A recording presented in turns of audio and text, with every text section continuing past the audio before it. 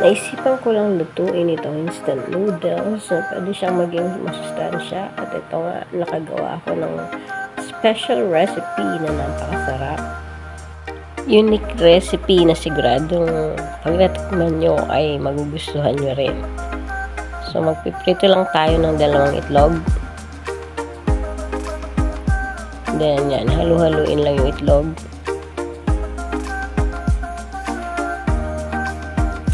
Mamaya lalagyan natin yung sabaw. Ayan, kamatis muna. Gigisa rin ng konti yung kamatis. So, parang Chinese style yung pagluluto na yan, guys. And then, lalagyan na natin ng sabaw. Yung sabaw, based sa ating instructions sa instant noodles is 6 cups. So, lalagyan lang natin yun ng 6 cups ng tubig. Para sa 2 instant noodles. Yun kasi yung lulutuin natin. 2 instant noodles. Ayan na. Baka naman, lucky me. Hindi yan po sponsored.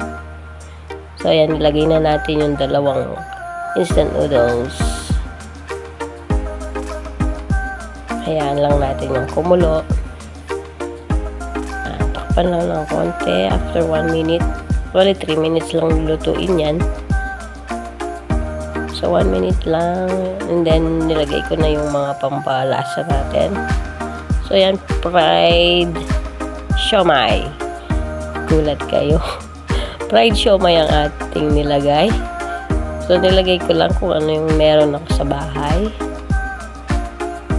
And then, nilagay ko na rin yung pampalasa. Yan yung flavoring ng ating instant noodles na wala naman akong binago. Nilagay ko lang lahat yung kanyang seasoning.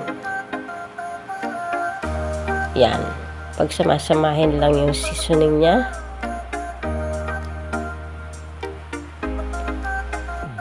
Ayan. Pag talagang low budget, yan, naisip nating mag-imbento ng lulutuin. Alam na this budget-friendly recipe ang ating naiisip na gawin. So, ayan. Dinagdagan ko pa ng konting water dahil kulang pa yung nilagay natin kanina para exact na siya ng 6 cups. And then, isasabay ko na itong gulay natin. Pechay. Gulat kayo. Pechay yung aking nilagay. Pero iniisip nyo anong lasa niyan, guys. Pero, masarap yan. So, yan ang ating pechay. Kaya't subukan nyo na tong recipe. Yan. Pagkulo nyan, guys, syempre, okay na yan. 3 minutes. And then, half cook lang yung ating mga gulay. So, para mas masustansya, half cook lang yung pagkaluto ng gulay natin.